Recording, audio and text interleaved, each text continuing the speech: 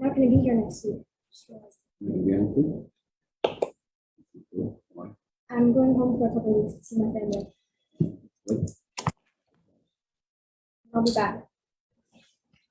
But you won't be back. This school year.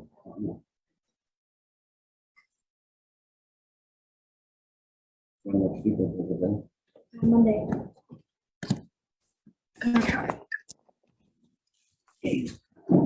So before we start the mimer, take a look at the page you have. It discusses the importance of not forgetting, in particular, not forgetting what you learned. And it says here the following. This is Pasuk Tes. It's underlined. 3 lines from the bottom of the Chumash Pasuk. There's the Rashi on the bottom, but on the Chumash, the third to the last line. Rak, however, but be careful. Yishama lecha, guard yourself. Shmar nafshecha me'od, guard yourself very much. Pen tishkach es hadvorim, lest you forget what your eyes have seen. But it's also a remez, a hint, intimating the importance of not forgetting what you learn. So it's interesting, one of the commentaries on Chumash, the Yakar, written by Rav Shlomo Ephraim ben Aaron, Lumshitz, city in Poland. He lived about a generation after the Arizal. Quoted very often in Maimorim of Chassidus and in the Rebbe Sichos. The Klei Yakar, his name is, valuable vessel, is the name of his pirush. So he writes on this pasuk, he says the following. There's a hint to the idea, the Gemara says, it's brought in Tanya, that one should learn something, whatever you're learning, whatever the material happens to be, review it 101 times. 100 times was normal in those days. So 101 is that one extra time which transcends the norm. And that's very valuable. And he says, in fact, he brings the verse from, I think it's Mishli, and it's quoted in Tanya, chapter 15, Parak Tezvav. I have seen an Ovid Elokim, one who serves God, how he differs from the one who doesn't serve God. And Tanya explains that they're both talking about a person who hasn't sinned. They're both Beinanim. The one is going beyond his nature, as struggles and overcomes all the struggles. By nature, he's not cold to all the taivas, all the desires, passions that are out there. But he controls himself or herself. The other one is just born with no desires for anything that's worldly. Enjoys learning. This guy fits very well with him and has no fights. So that person's called lo avodo. He says lo avodo, the lamid of the word lo and the ayin of the word avodo, which means serving, equals 100. If you learn 100 times, you're lo avodo. You haven't served God. Then he goes and says something very fascinating. Look at these words here. If you look at the words, it says, look at the first letter of these 5 words. I should have underlined the next word too. Rak, not that word. Hishamer, guard, the hay of Hishamer. Let's skip the lamed of the next word, l'cha. Let's go to the vav ushmor. Guard and guard. Nafshecha. So the hay of Hishamer, the vav of ushmor, the first letter of these 2 words adds up to 11. 5, hey is 5, vav is 6, and 5 plus 6 makes 11. Nafshecha begins with a nun, that's 50. And ma'od begins with a mem. So you have 50 plus 40 plus 5 plus 6, 101. How will you be careful how does one guard themselves of not forgetting? Guarantee that you won't forget what you're learning if you learn 101 times. What about the lamed? We skip the lamed. Lamed is a letter, but lamed also means something. Lamed means lamed, learn. Learn, hey, vav, nun, mem. Learn 5 plus 6 plus 50 plus 40 times, 101, and you will not forget. Well, now I understand why I have a lamed to do with my names. Then we have another interesting thing. He says the word remember in Hebrew is zachar, equals up to 227. The word forget equals up to shachach, 328. 101 more. The power of forgetfulness has the advantage of 101 components of energy over remembering. By learning 101 times, you neutralize the power of forgetfulness, and then you remember. That's what the Kli says. Concerning the Aseret HaDibros, I want to share something about the Aseret HaDibros. It's quite interesting. Again, I'm going to quote the Kli and then add a few things. He connects all the 5 ones going down. He reads them across, yeah. Kli the same. Shlomo Ephraim Lunchitz. So he tries to tell you can read the Aseret HaDibros across. So 1 and 6 are connected, 2 and 7, 3 and 8, 4 and 9, 5 and 10. I'll be brief. Do not murder is number 6. Do not murder is the 6th one. The first one is, I am God, your God. What's the connection? I mean, of course, if you believe in Hashem, you're not going to murder, but you won't do any other Aveira either. He says, if people only realize that by taking a life, they're not just taking a life of a human being, but they're destroying the image of God that the human being represents, the Anochi Hashem Elokecha in the human being, they might hold back from their desire to murder. It's not just a human being you're killing, it's much more than that. He also adds that Esav is known for murder. That's why he didn't want to accept the Torah. That's his forte, killing. Anochi Hashem Elokecha is Yaakov. Yaakov and Esav, 2 brothers, but yet they're 2 opposites. The second one is, do not have other gods in my presence. The negative, number 2, and then the 7th commandment would be, do not commit adultery. That's easy. Jews who slip on to idol worship, deviate off the pathway into idolatry, are also committing adultery because we are Hashem's Kala. There's a little more than that. That's not sure what it says. The third one, what's the 3rd commandment? Don't swear. Don't carry. Don't bear. Don't swear falsely, using Hashem's name and swearing falsely. And the 8th commandment is, do not steal. People who steal stealthily think that no one's watching because you're doing it at middle of the night. It's called stealing, not robbing. Robbing is during the day. Stealing at night, stealthily. No one sees, so I can swear falsely. Who knows? A Ganav might swear falsely to protect himself. He's caught. He will perjure himself. The 4th commandment.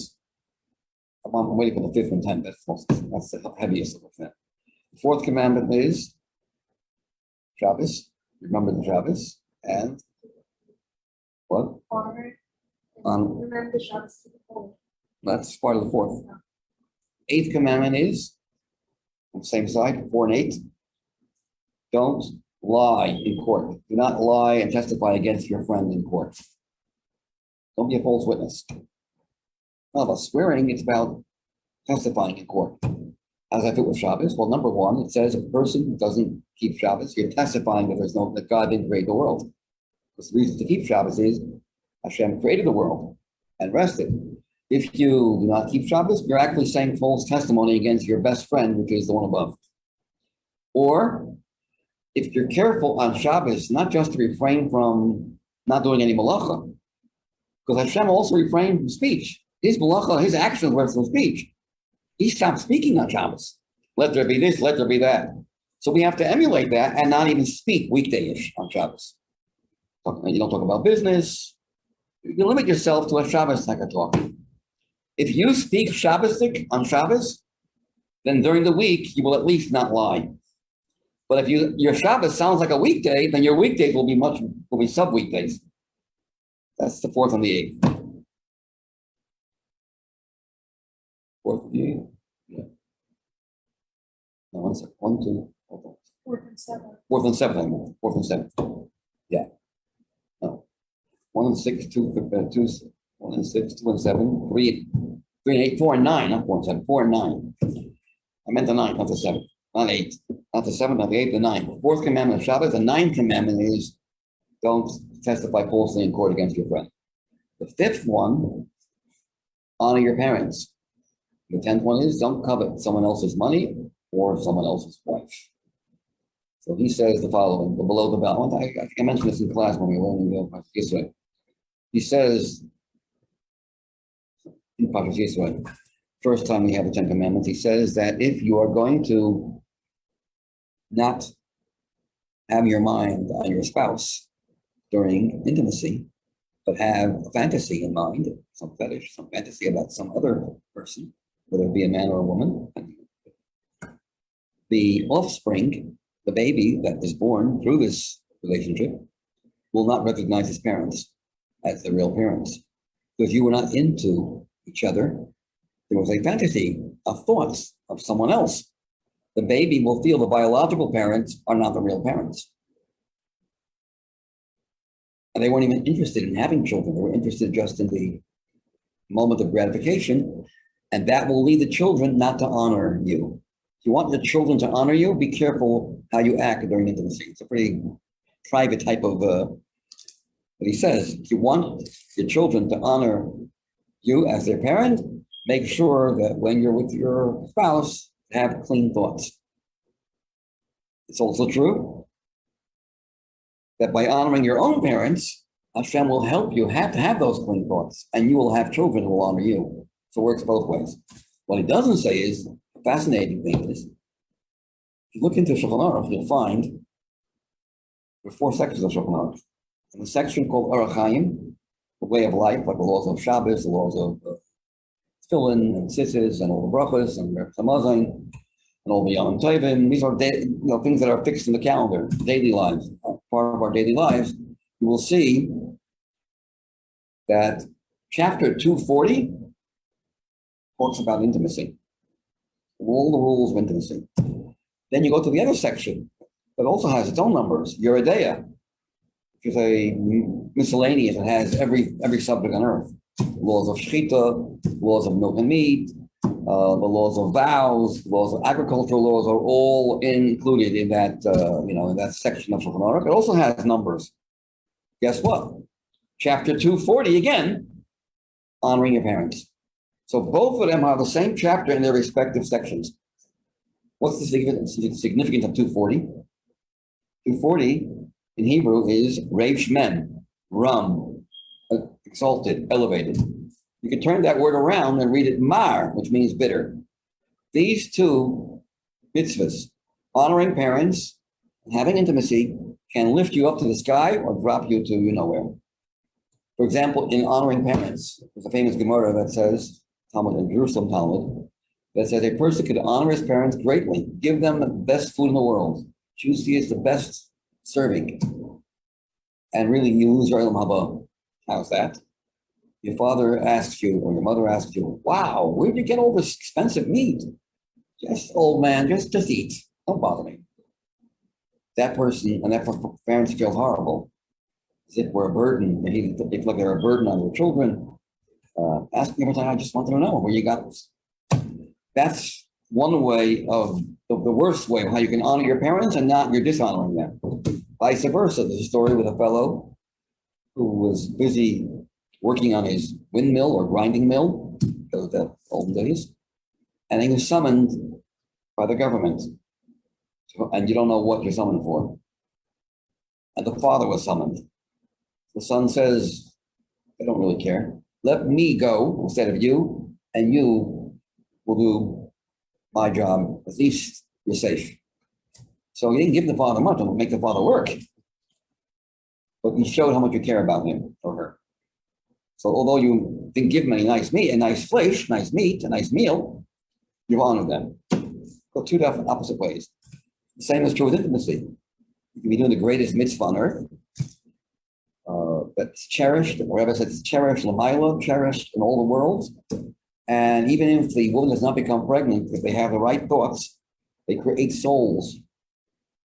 Souls are born in Shemayim. When Avram and Sarah were together, she was not able to carry, she was barren. But it says all the souls that they created. It means literally souls. So it's not a waste. That creation, if it's done properly, has the ability to create souls in Lamaila. So it says. On the other hand, if it's done the wrong way, it can lead to havoc. It can cause all kinds of pain and suffering with children who don't respect them, right? Deviate from the pathway and do everything. There's no greater pain than the parents see children, doing the wrong thing. So I'm very thankful. So inappropriate intimacy can be mar, can be bitter, it can be uplifting. Honoring parents can be reish mem or mar. Does the reish come before the mem or the mem come before the reish? Enough for it. Is it?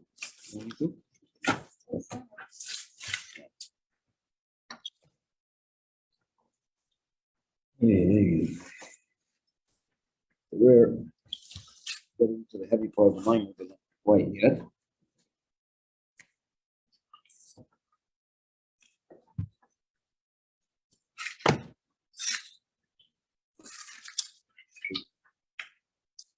We're actually not on page 36 yet, on page 35.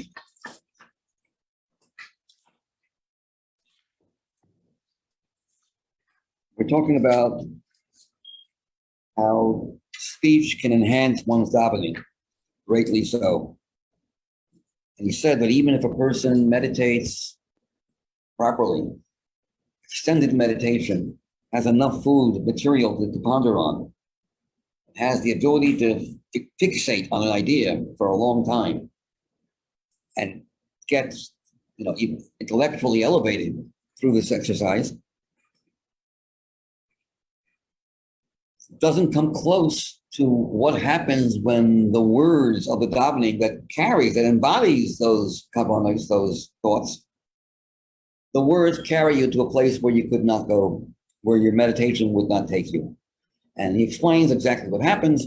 With meditation, it's all wonderful, but it's intellect perceiving divinity. So the divinity, the divine light, is camouflaged through intellect. It's not pure. It's covered. Intellect is also a very interesting and enjoyable exercise when you understand something, but it's just intellect. Secular studies can also be very interesting and very enjoyable if you understand what you're learning. So is it just intellectual enjoyment or is it divine enjoyment? When you actually say those words that carry those ideas you were pondering on, you get a visual experience, not just of the intelligence of the rationale of what you were studying, but the orally key, the God, the divine light, the neshama of the thoughts that you had. The object of what you were thinking about, in this case it's God, comes to the forefront in a very, very clear way. Clarity, something that was camouflaged and hidden through intellect, starts to show itself like never before.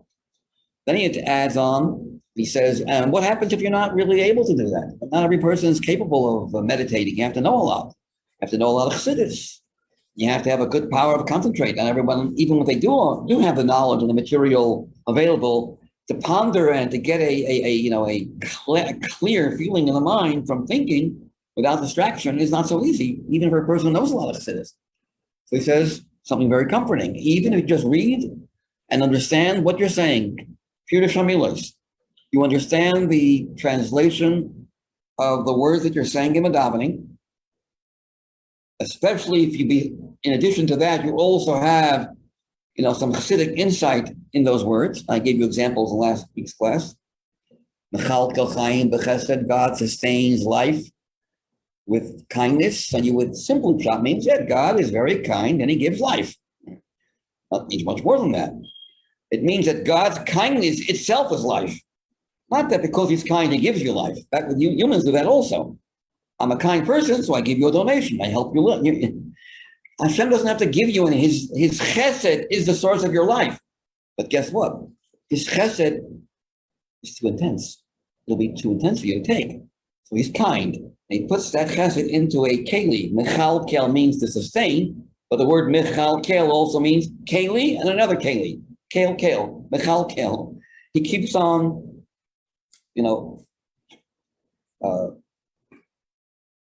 funneling or transferring that intense, passionate chesed through vessels where they are condensed, and then human beings can benefit from. Another example, you have to know that God is in control. He is the boss. Beautiful. Or Hashem, Yud Kei Vav Kei, which transcends time, transcends order, past, present, and future. The word Yud Kei Vav Kei has past in that word. Haya, Hoveh, present, Yihiyeh, will be. It's all in one word. Meaning the God that transcends nature and time.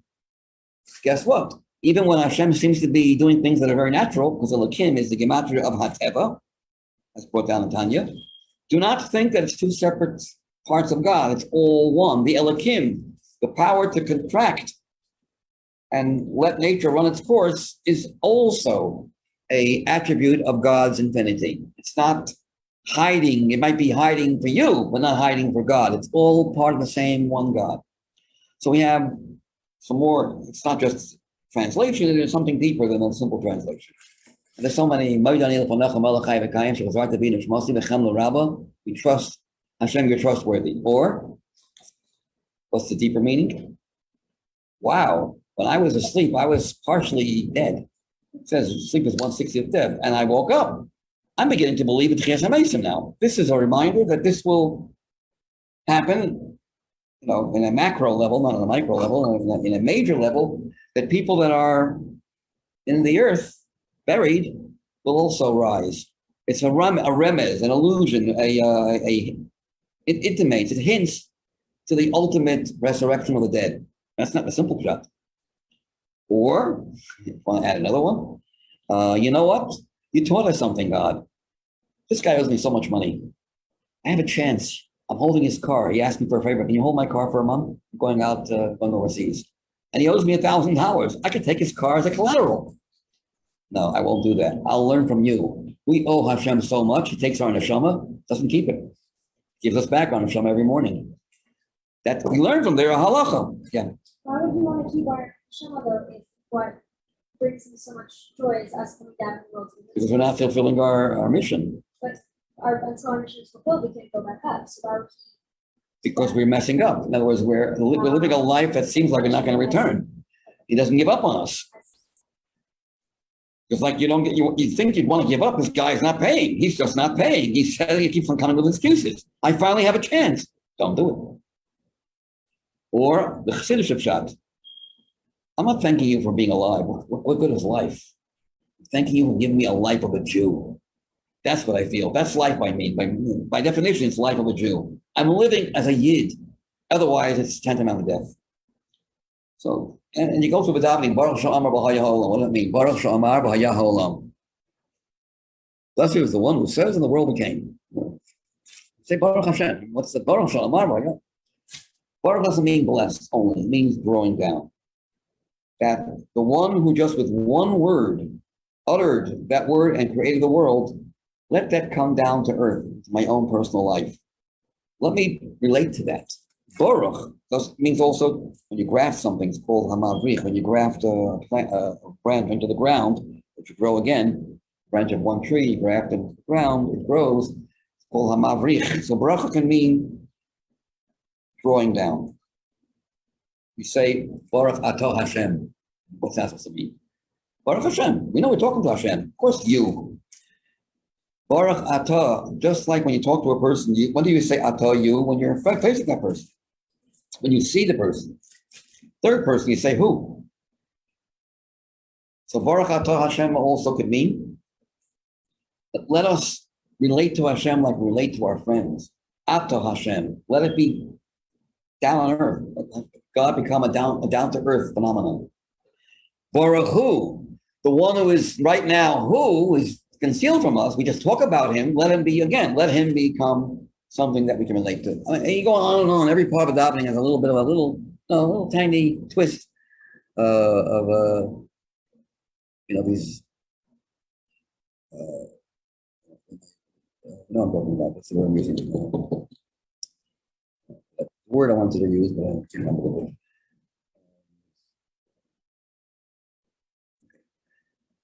So the Mimer says that even if you don't have the extended meditation, which not many people are able to have that, Just knowing the Pirush HaMilos, especially if in addition to the Pirush HaMilos, you also know a little bit more than that, you know what? You can beat the guy who doesn't utter his words of davening, just has the meditation and stops with the meditation. You're ahead of that person, even though you're way behind thinking, in your thinking abilities. You're way ahead because the words will carry you to a place where he or she can't go. But I have to tell you, he says, it's incomparable to what you would accomplish with the words if you would have that long meditation prior to the words. You have both. But extended meditation and delving deep and focusing and fixating yourself on that one thought, making it real, and then uttering the words of davening that carry those thoughts, yes, indeed, it would be different. What would be the difference? So the camouflage wouldn't be there. You'd be seeing something. You'd be feeling elikus. But there are different levels. You could see something up front, and it's like relatable, or you can see something, I see it, but it's still a little vague.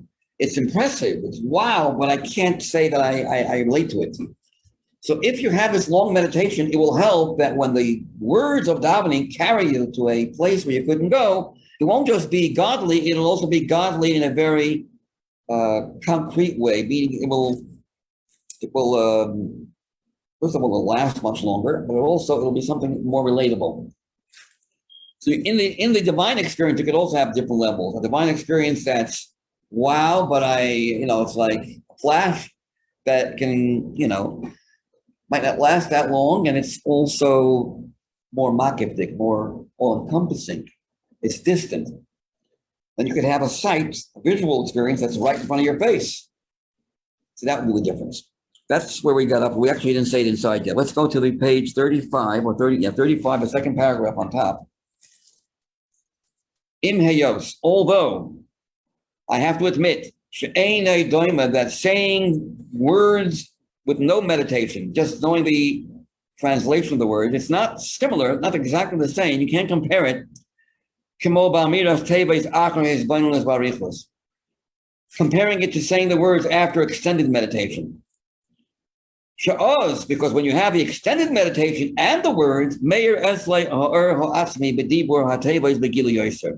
this causes the essential light to shine in a more revealed way.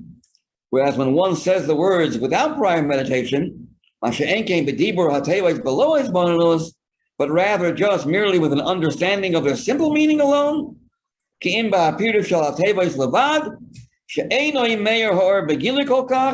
the light shines, but not so, not so openly, apparently. But nevertheless, he concludes, in spite of that drawback, that shortcoming, the general experience that you're having is something you don't have without verbalizing your davening. The general quality of this light surpasses that of the light and revelation elicited by understanding and meditating. That's all an intellectual experience. And the divinity is just camouflage and hidden. You don't really get to that experience. It's a beautiful intellectual experience, and it's uplifting. It's about God. It has to be uplifting. It's about God, but it's intellect telling you a story about God, not the God in the intellect. Whereas when you actually say those words, it carries you, it awakens a certain part of your soul that transcends that barrier of intellect trying to figure out God. You see it straightforward. It's a visual experience. In the visual experience itself, there are two levels, where it's remote or very close up front. Now, third thing. Now he adds one more thing. And there's a wrong way of understanding the next paragraph and the right way. And I say wrong and right because this is what I heard from my teacher when I learned this mimer back in the 1800s, not that far back. All right. No, many years ago, from Rabbi Elimelech Tzvibel, a brilliant genius in Chassidus, second to Rabbi Elkan. In fact, they used to get together and talk a lot to each other. In fact, I was actually in a shir where Rabbi Elkan was giving the shir. I was one of the listeners, students listening, and Rabbi Melech Tzvibel, the one I just mentioned, from Arastown, Mashpia, sat down as well. And he asked a question, which seemed to have almost stumped Rabbi Yochanan, and Rabbi Yochanan tells him, not now, I'll talk to you private. They won't understand our conversations. I'll talk to you in private. And I've seen them going back and forth and talking. It's like a ping pong game, I have no idea what they were saying, but it's interesting to see two people who both know what they're talking about, conversing and flying through, different concepts of cities in a very brilliant way. Anyways, so let me just tell you what it's. So first of all, read the paragraph, and I'll add some insight from what my teacher taught me. A new thought here. Until now, we're talking about speech. We never discussed sound, how you sound when you talk. Are you speaking loudly, with vigor, emphasis, or just saying the words?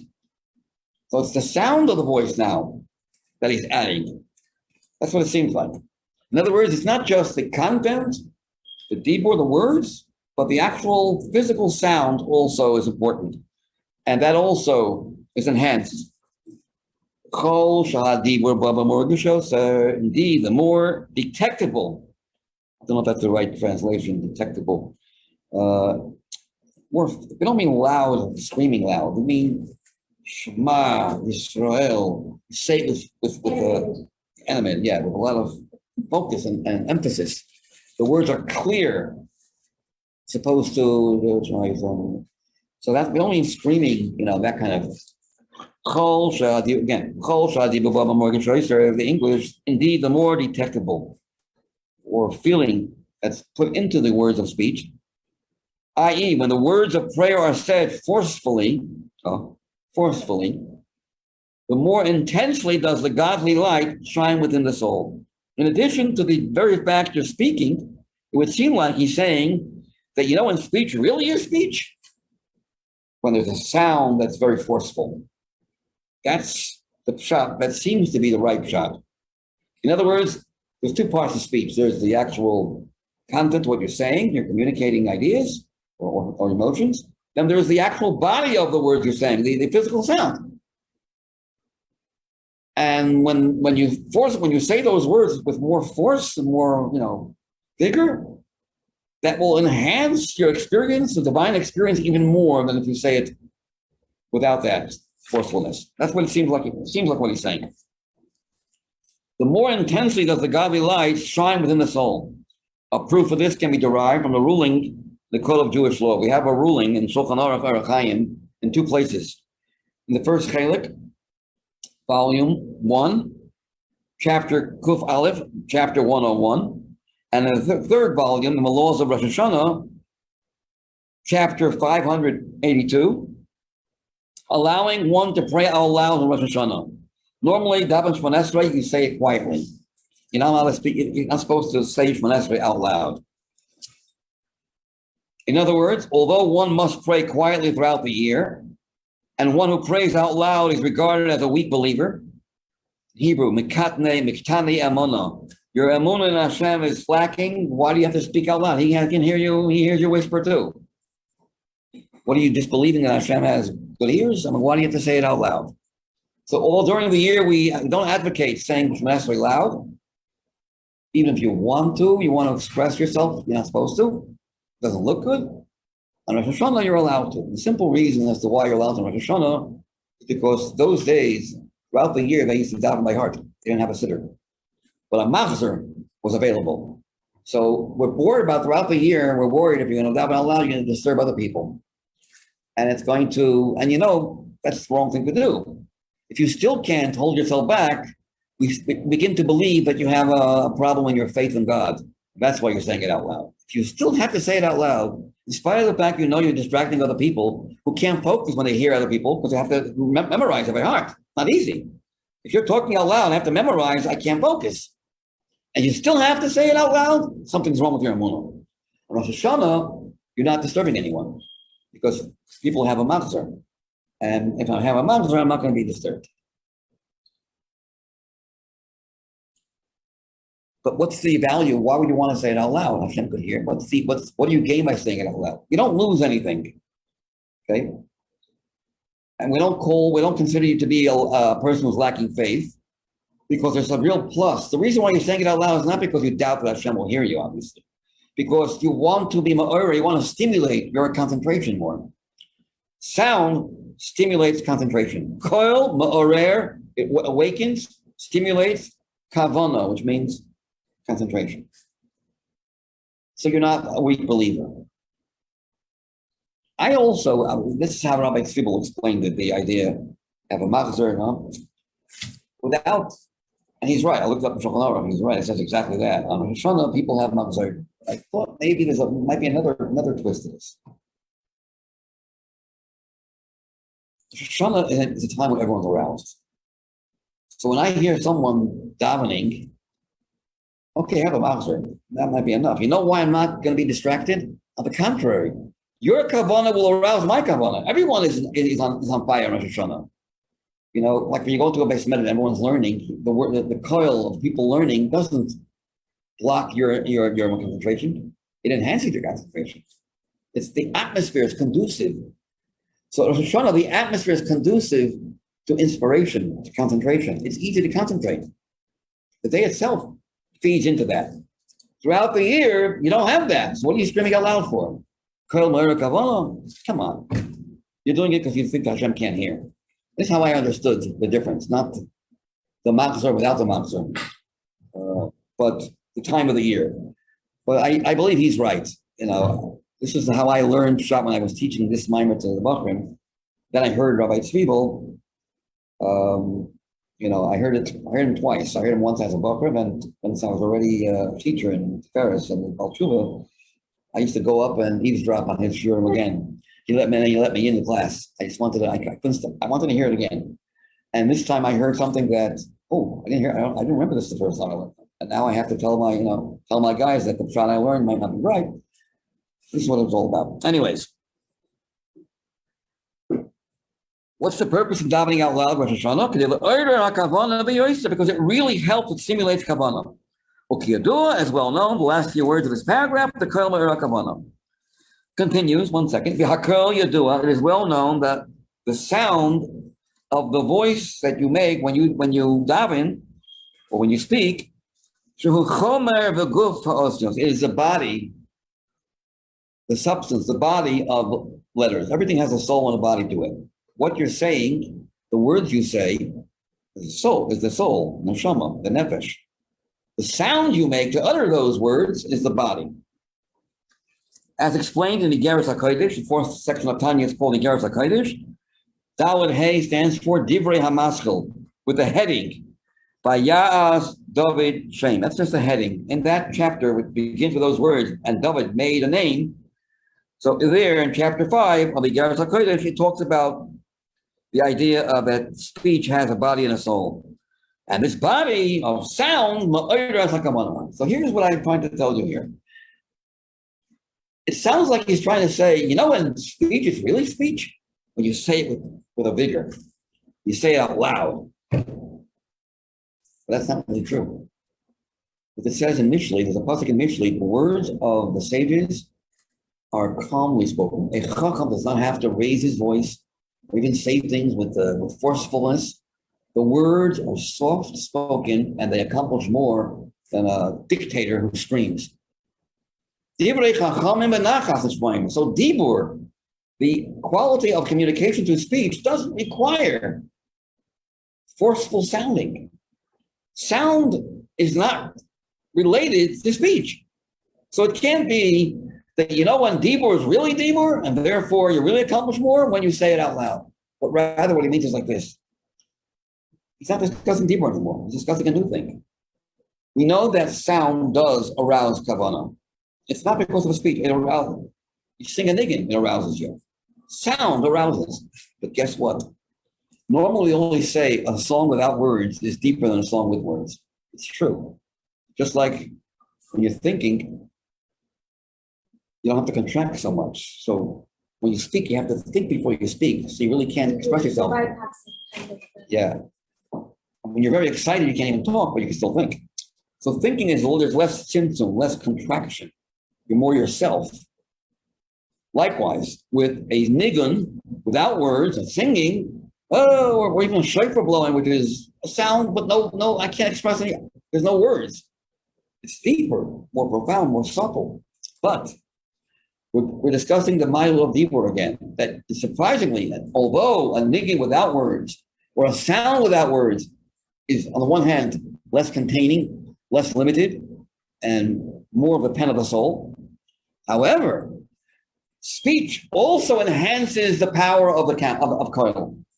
Just like speech enhances intellect and emotions, and your davening, there's a fourth thing that it enhances. It enhances the power of a sound that stimulates your concentration. Sound will stimulate, but you know when sound will stimulate even more? If you express that sound into words, put the two together. So it's the words that enhance the power that a sound has, which in itself is a stimulant. But if you really want the stimulant to work in a more profound way, even though it seems to be the opposite, is when you actually utter the sound and put it into words. Just like before I speak, I feel my thoughts are much more profound. I can't explain this. But then when you actually talk, although at the first moment you feel limited, as you speak, something happens. The same is true with sound. Although sound without words, a niggun without words seems to be, superior to the one with words. But uttering the words of davening with a forceful sound is a very good shidduch. Beautiful combination. But it's interesting, by the way, davening, besides the chiddush that it enhances your neshama, not just your seichel, when you're davening, you're not speaking to anybody. You're speaking to Hashem. There's no other person involved. But it's not speaking to yourself. It's not speaking to yourself either. Like if I speak out loud, I'm learning and I'm speaking out loud, it might not accomplish what speech to another person accomplishes. Because I'm thinking out loud. Unless I'm really speaking the words and imagining there's someone there, and I'm talking for a student, an imaginary student, that's different. The student's actually not, as long as I'm imagining that I'm talking for a student, and I'm imagining he won't understand me if I just think out loud, I have to really speak clear. That's one thing. But let's say I'm just thinking out loud, and just to help myself concentrate. People do that. They talk to themselves, but they're talking to themselves. No one understands what they're saying. That will not work. I don't think that's the same as what we're talking about over here. Here, you're actually saying the words of the davening. So not your own words. It's the words of davening. So whether you talk to someone or you're speaking the words that are not your own words, these are words that exist in the tefillah, and you are uttering those words, that's what carries places. But if a person were to sit and learn and just speak to himself, explain to yourself what you're actually thinking about, I don't know that will accomplish as much as when you're actually teaching or communicating with another person. It does say, although we just said before that when a person learns, he should learn out loud. But again, that's because the words you're reading are the words of Torah. Again, it's not your own words. But if you just think out loud, you're not saying words of a text out loud. You just think out loud for yourself by uttering the words of your thought. You're talking to yourself. I don't know if that's what that qualifies as dibur altogether. It has to be not your own words or your own words, but you're talking to another person. That's when dibur does wonders. Okay, now, when we say that kol ma'ira kavana, what kind of kavana are we talking about? Mental? No. He explains why it can't be that. The inyan kavana, now what is meant by concentration is not the intellectual concentration from the brain. Because the sound of your voice has nothing to do with your brain. It has to do with your heart. The ability to utter a sound comes from the hevel halev, it says, which is the vocal cords, but it begins with the heart. I don't know what science is about this. It begins from the heart and it passes through the vocal cords. But it starts, the origin is the hay, a breath. You get out of breath after a while, you talk. So he says here, don't think the kavana means you understand it better. That's not what koil does. Koil accomplishes a feeling of the heart. It stimulates the heart. But what part of the heart? We'll talk about that.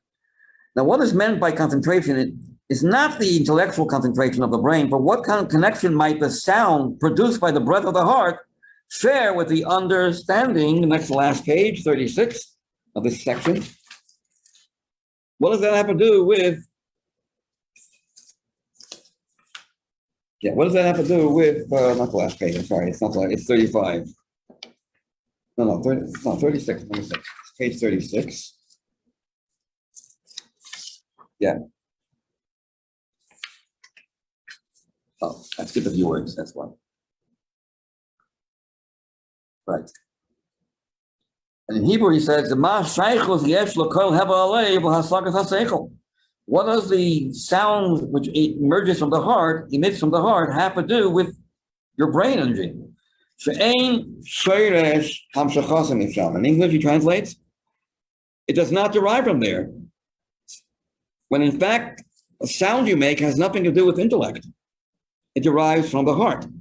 Rather, what is the meaning that sound stimulates concentration? The primary meaning of this so-called concentration is the concentration of the heart, meaning the desire of the heart, called in Hebrew and Aramaic, re'usa deliba. Sometimes the brain is not needed to stimulate the heart.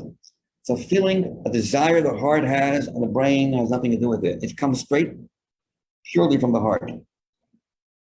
It's actually higher than intellect, deeper than intellect. It's straightness. It's the soul emerging straight into the heart. A feeling that can't be explained logically. Often you have intellect that directs your emotions, but then there's an emotion called the will of the heart. The brain did not teach the heart to will this. The heart is in control of that will. It produces that will, generates that will. Yeah. Is that a good or a bad thing? Good thing. That isn't the More mind pure. supposed to rule over the heart? Depends what you're talking about. Rule over the heart if the heart is messed up, if the heart is animalistic. But if the heart is a heart that's in touch with Hashem in a deeper way, then the heart gets in touch. If the brain has to be the one to wake up the heart. The brain says, heart, would you wake up? Okay, you're woken up. It's not the same. If the heart has a direct relationship with Hashem, it's deeper, more profound. I have to be taught to love Hashem. It's not part of me. It's not real. I was taught to do this. I was trained to love. My intellect forced me to love. Right. Logically, it makes a lot of sense. I guess I have to love Hashem. Or it's straight from the heart. Or it could actually come from intellect, but not completely. Like, let's say a child doesn't even know the father is the father, lost track of his parents many years. And we tell him, that's your parents. How do I know? And you give him reason to believe that that parent is really his parent. I don't need your intellect anymore. Now, my love is not based on what you explained to me. It's a child-parent relationship. It's deeper than the love that's stimulated by intellect. Children don't have to think about when you know who your parent is, you don't have to think, oh, because you're my parent, therefore, it doesn't work that way. It's deeper. So likewise with Hashem, there's a feeling of the heart that surpasses what the brain can tell the heart. That's called re'usa deliba, the will. Re'usa means the will of the heart in Aramaic. The desire of the heart, the desire of the heart, which transcends the intellectual concentration that stems from the understanding of the intellect. And this concentration is greatly aroused by the sound produced by the breath of the heart, emitting the substance of the letters of speech. So now we're finished. Now we have to know the reason for this. All until now, it's just telling you facts that Dibur is wondrous. What's the reason? Why does it have this energy? Why can it accomplish so much? But it seems to be just a very low in the strategy. It seems to be a second-hand makabel. It's the last receiver of all the energy you have, intellectual, emotional. You finally talk it over. And speech seems to have nothing of its own, yet we see what happens. An explosion of energy occurs in so many different ways, whether it's intellect, whether it's your emotions, whether it's your davening experience, whether it's the coil, and intellectually it helps you become more lucid. You can explain things better. You can have a more profound understanding of the idea. You can expand on the idea. How does that all happen? That's what the next part is saying. The reason for all this, here's like the beginning where the mimer starts to get into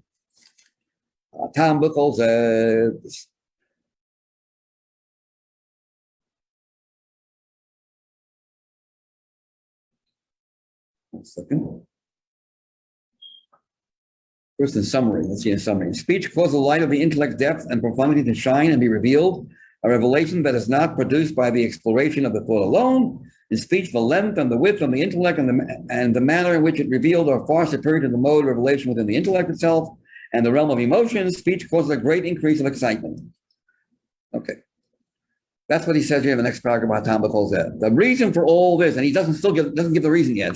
This whole paragraph is like a long sentence before the answer. And the reason as to why Dibra accomplishes so much, both intellectually and emotionally. And you also are, the impact it has on you is also more profound. Next paragraph. Hatam B'Cholzeh, the reason for all this is the lofty stature of speech in its source. Let's discuss what this means. Speech is yes, the lowest on the list. It's the last thing you do when you're ready to communicate this.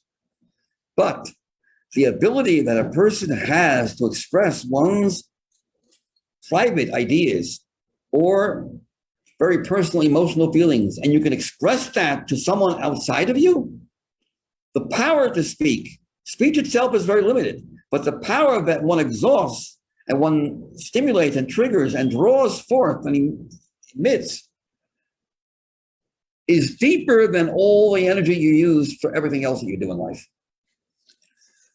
And he'll explain in a minute why that is.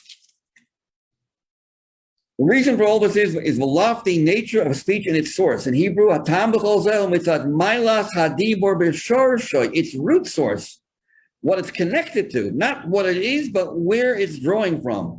It is rooted deeper than, not just rooted deeper than intellect, rooted deeper than the source of where intelligence comes from. Talked about that earlier in the line. There's a koyach that throws ideas into your head and makes you feel that I'm intelligent. Even before you interact with any kind of concept, I feel like if you throw me a question, I'll be able to answer you. Where's that coming from? It's coming from somewhere. That is a far cry to the source of what is a person needs to be able to put ideas into words of speech.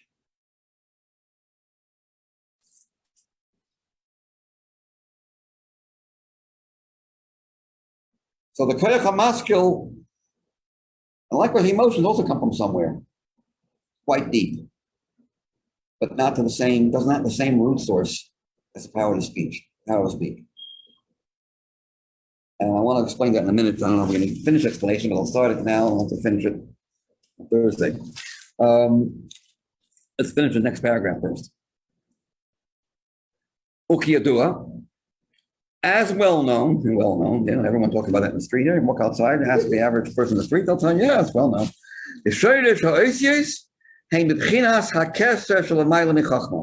That the root source of being able to express yourself in words, letters and words, speech, comes from that which is called the all-encompassing. Kesser means a crown. That however far you go, it's going to be on top of you. You can't reach it.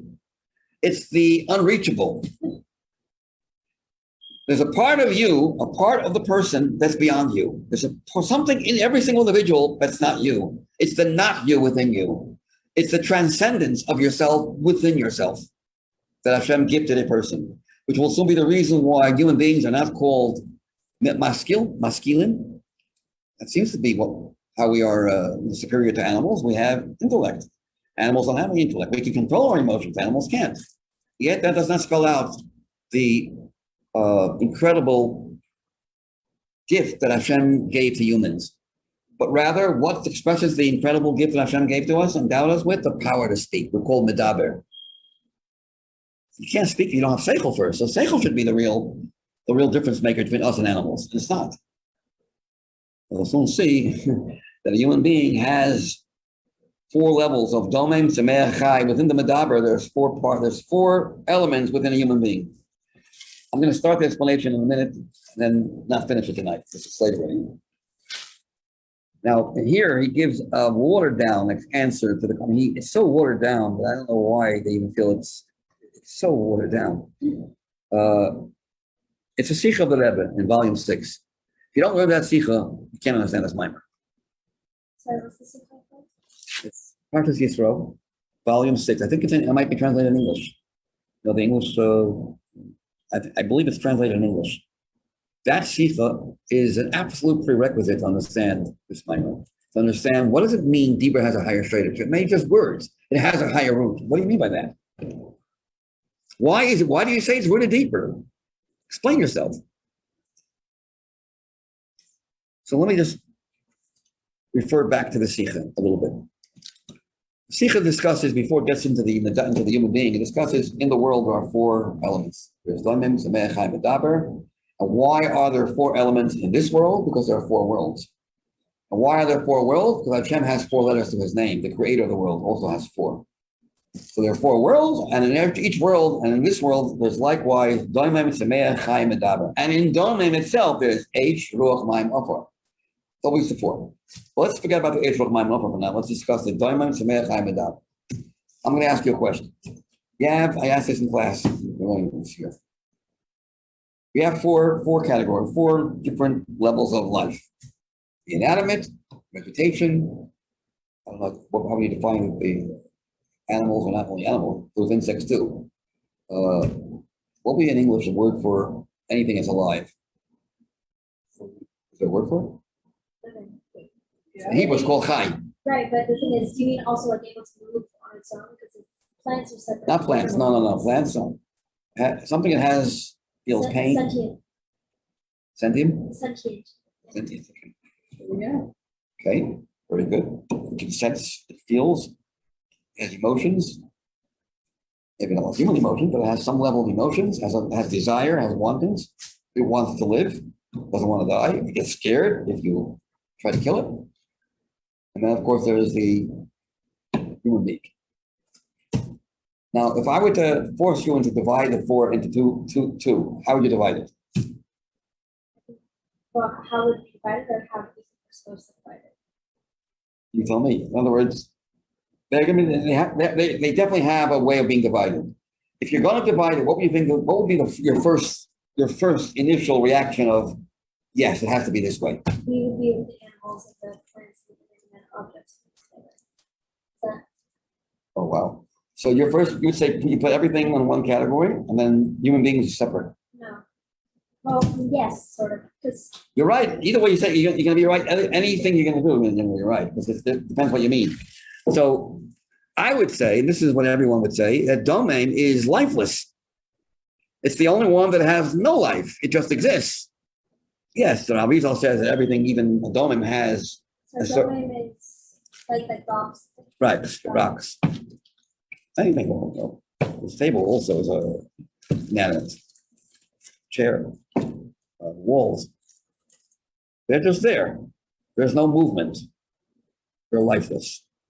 The other three have some life, whether it's a plant life type or sentience or human life, but common denominator, they're all alive.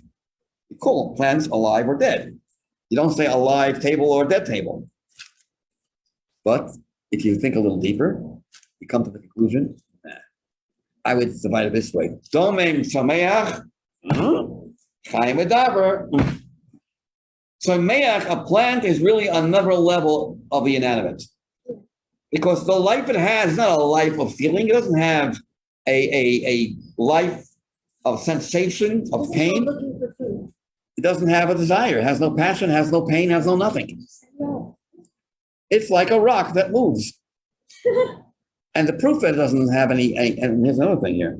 Besides the fact it doesn't have any life, and animals do. Animals have feelings, sensations, pain, desires, sad, happy, angry. But there's another interesting difference.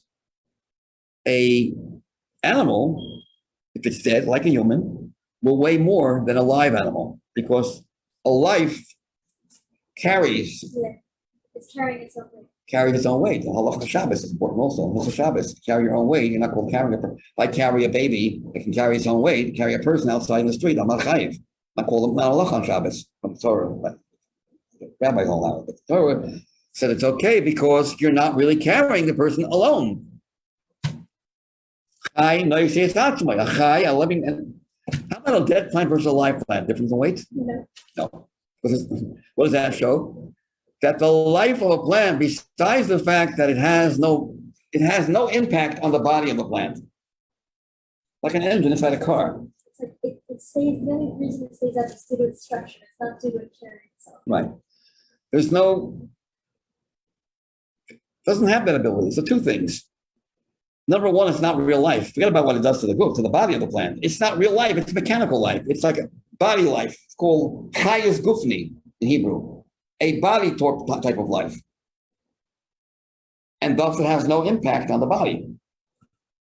But an animal's life is quite different. That's called an neshama. It has a neshama, it has a nefesh, not a neshama, but a nefesh.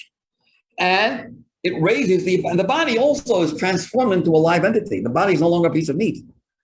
It's the outer layer of a life. It's like life and body become one, just like by human being. Animals have that also. The body and the life of the animal become, unified as one, harmonized one. This is the exterior, this is the interior of the same entity. Certainly by humans is that way, but even by animals also. The biggest proof is, in halacha, Noach was allowed to eat plants, wasn't allowed to eat any animals. And even a bigger proof is, in Hebrew, how do you define the third level of sentience? Chai. But I thought plants are also alive. They're not. The true meaning of life, plants don't have. That's why plants have another limitation. They are stuck to the roots. For the most part, if you cut the roots, you kill the plant. Animals can roam around. They're not stuck to anything. Definition of life is independence, not being stuck and bound. If you're bound, you're dead. Because life is only one. Hashem is the only real life. If you have some kind of connection to him, then you're also boundless. The moment you're limited to a space or to a certain nature, we'll talk about that now. Okay, we're going to have to extend it to Thursday. I want to continue this discussion, very interesting discussion. The seeker is a real beautiful seeker. So again, not in the human being, out in the world out there, Domim and Sameach would seem to be in one category, and Chaim Adam in the other category. Check out chapter 38 in Tanya. We have that also in our mitzvahs doing. We have also those four elements, but check that out in chapter 38 in Tanya. Now, that's the case. You know what? Just like when it came to Domim, we felt that Domim is in its own category, and the other three, well, now that we've separated the first two from the other two, let's do the same with Chaim Medaber. Let's say that Medaber is the only real live one. If we define life the way Chassidus will define life, I don't mean because of mitzvahs. I'm not talking about that kind of life. I mean even human life, not the national case type of life. Human being life, human life. Forget about Neshama and Jew and mitzvahs. That to a certain extent, only a human being is the one and only live entity. The other three are really dead. They're not really alive. Just like the diamond is the one and only one that's really dead, the other three are alive, twist it around backwards. All three are not really alive. The only one who really has life, the full meaning of life, is the human being. And this is why, now, again, what is the definition of life? Life is completely independent of any boundary deciding how it has to be. Just like an animal was called chai because it can roam around freely and it can express itself. A plant can't. A plant is, I'm stuck to the ground, I'm stuck, and it has no feelings. It can't feel, it can't move anywhere. So likewise, in the realm of the human being, because the human being is not limited, that's why only the human has all four characteristics of Domim, Sameach, Chaim, Medaber. It's discussed in the body of the human being, but I'm not going to talk about that now. I'll leave that for Thursday. Main thing is that in our life, we have all four. How do you see all four? The words, just the very words, the words are dead. An aleph will never, yeah. Or the words, aleph, letter is example, before the word letter aleph will never become a base. Aleph can't grow into a base. You can express things in words, but the words themselves are lifeless. They're like stones. That's why they call it compared to stones. They have no life to them. Emotions are very light, but plants grow even faster than animals. Plants can go really fast. Wow, what life. But it's not real life. Emotions are very lively, very passionate. You get excited and you're moved. But you know what? Can you change your emotions without seichel? If you have a nature of being a hothead, without the intervention of seichel, you'll remain a hothead. And vice versa. If you're a nerd or a nerdy introvert, you're not going to change. This is who you are. You're stuck to your roots. It's called semeach. Intellect, I'm not limited. I could think. I can control my emotions. I'm not stuck anywhere. Two things. Intellect, like the intelligence of sadness. I want to intellectualize why this person is sad, why there's such sadness in the world, or evil in the world. Is that an evil intellect? Is that an evil idea? The idea is not evil. Sorry, you're saying the idea of... The idea of explaining, cruelty. Give that as an example. Cruelty. Huh? You're saying explaining or just... No, just explaining why people are cruel. Doesn't make the concept cruel. The concept remains removed from what it's trying to explain. Just like a concept of a circle is not a circular logic or square logic. Same thing, the concept of cruelty is not cruel. It stands above. It doesn't get affected by what it's talking about, unlike emotions. And also, I could contemplate on something I hate. Something I hate emotionally, I can still understand it. So I'm free. I'm not limited. I'm free. I'm alive. I don't have these limitations that just hold me down. I'm not stuck to any root. That's the power of intellect. Wow. This is why we say that human beings are really alive. And animals who don't possess that ability to control their emotions, they're not really alive. Wait a second. So if that's the case, why don't we say the ultimate expression of a human being is the gift of seichel? We didn't say we call human beings medaber. The answer is, relative to midos, to emotions, you're free. But are you really free? Just as you have instincts that are emotional, flaws, anger, you can't control your anger. But intellect says control yourself. Intellect is also has a certain nature. It's human nature to act like a human being. For example, in the morning, from a mother very soon, you're very, very tired, and you dread getting up. It happens even now also. You dread getting up, but if you're not going to get up, it's going to cause havoc in your house. Kids are going to go wild, and you're going to have the worst day of your life. So intellect tells you to control your desires to want to sleep. It happens to us all the time. It's part of human nature to control your nature. It's one device, one part of you control the other part of you. It's still you. And ideas that come into your mind, which help you control yourself, these ideas are manifestations of yourself. Everyone controls themselves the way they control themselves. It's not really you're not really transcending yourself. But when you speak, the power to put myself, to say words that are not my natural way of thinking. I'm here for you means that you're delving into such a deep part of your soul that transcends the barrier that separates you from another person. You're no longer you. It's the above you within you. The ability to transcend you, to unlock yourself from all locks, unleash, remove all barriers, including the barrier that separates me from you. I'm no longer me. I am whatever it has to be.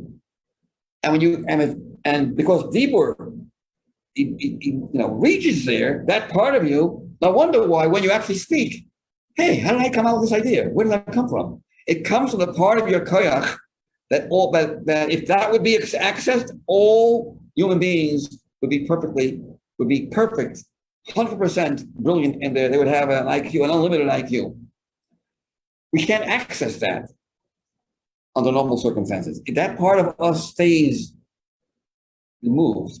But when you have to bring your own personal ideas into a different world, into someone else's shoes, have to live someone, go out of your own shoes and get into someone else's life, that's pure transcendence. Transcendence and life go together. The ability to transcend all limitations is the ultimate life. Yes. Sorry, so you're saying that what makes humans human and not just going up until the intellect is our ability to go outside of ourselves. Yeah. Are you saying to do things for other people, but Not just do for things. ourselves? Yeah, but it's, again, speech is not just doing things for other people. You're becoming that other person in a way. It's you, but it's not you. Is that why speech isn't technically speech, but you're just speaking to yourself? Yeah. I don't mean the favor you're doing to another person. I mean the ability to relate to another person. How should I have that? Why should I relate to you? I'm not you, I'm me. No, you're not. There's a part of you that transcends all this. And that's feel like not feel like emotions, but like I see. Okay. That's what's being triggered when you start putting ideas into words. You're exercising this ability of the me and the you are no longer fragmented. We're no longer in two different worlds. We can meet. That's the ultimate level of transcendence. With seichel, you're not transcending yourself. It's like you're jumping 4 feet in the air. Your head is still higher than your body. You can't jump over your own head. With Dibur, we're actually doing that. We're transcending ourselves, going beyond our limits that Hashem gave us. And that's the ultimate level of chai. You're the real life person. Everyone else is stationed. You're stuck. The seichel is called the chai of the human being, not the medaber. Not the human part, it's the animal part of the human being. It's the level of life of an animal within the human being. Animals don't control themselves. But even when you control yourself relative to your power of speech, it's all nature, it's all instinct. Humans are given an instinct that transcends nature. That's part of being human. How about being superhuman? Every human is superhuman. The superhuman part of you, and I'm not even discussing the neshama, the superhuman part of you is exercised and triggered, stimulated by speech. Have a wonderful evening. I've got to stop here. It's late. So, and most of it, I mean, a few more points I'll mention, but this is most of it. But the Sita is a must-learn Sita. Very, very deep. And it talks about the four worlds. And he also discusses the Alter Rebbe's Niggin, has 4 parts to it. And says that you go to the third part, you'll see the third and the fourth flow together, and the first 2 flow together. And yeah, it's a fascinating Sita. It's must learn if you really want to understand a lot of things. Oh, I have to give you one. So you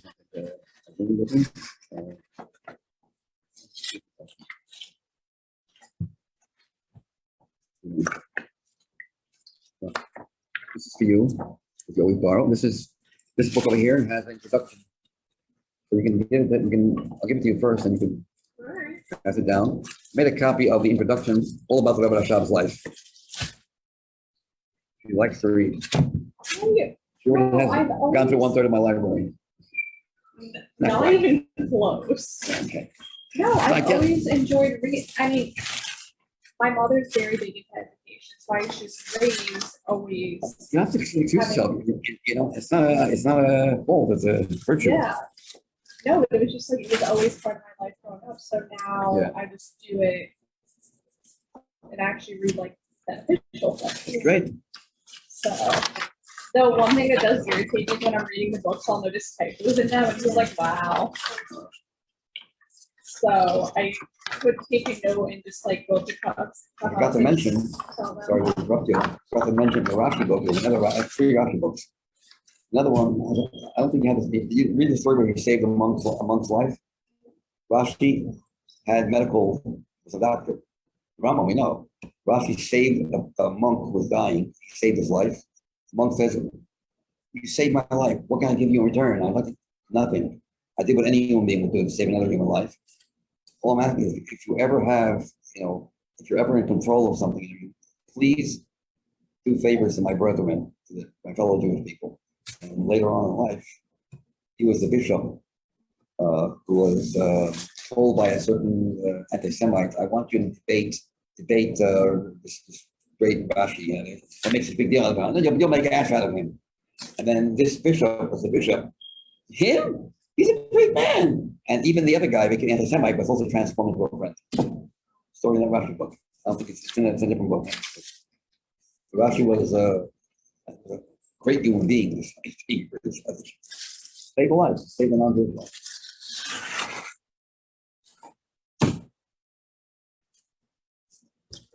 I'm afraid I need to get at least the halfway. I give you the Ramban also. Nachman. Okay? Which one? Nachman. The Chidah, the Ramah. It's like a little the book subscription service where I just get a random book and it's fun. It's fun to give you.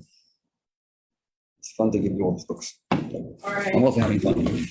that's good. I'm sure I will have many more questions. I didn't read the Rambam book myself. Going through it.